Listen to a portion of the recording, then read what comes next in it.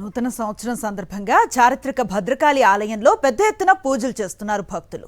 కొత్తేడాది తొలి రోజున అమ్మవారి కృపా కటాక్షాలు పొందాలని వేలాదిగా తరలివచ్చిన భక్తులతో ఆలయ ప్రాంగణం కిటకిటలాడింది.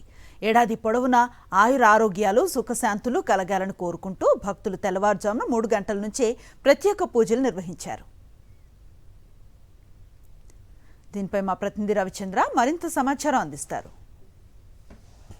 కొత్త సంవత్సరం కావడంతో నూతన సంవత్సరం సందర్భంగా జనాలు ఎక్కువగా ఆలయాల్లో కూడా పూజలు చేస్తున్నారు. ఇవాళ చారిత్రక భద్రకాళి అమ్మవారి ఆలయానికి కూడా పెద్ద ఎత్తున భక్తులు వస్తున్నారు.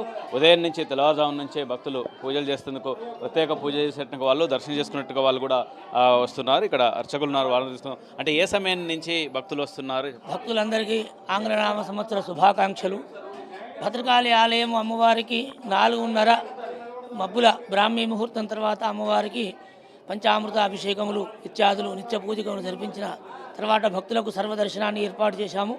5 గంటల నుంచి అనేక మంది తండోపతండాలుగా కొత్త సంవత్సరము జనవరి 2026 అమ్మవారిని దర్శించాలి, ఈ యొక్క సంవత్సరం మొత్తం అన్ని అనుకూలంగా ఉండాలి అని భక్తులందరూ కూడా అమ్మవారి దర్శనానికి వస్తున్నారు.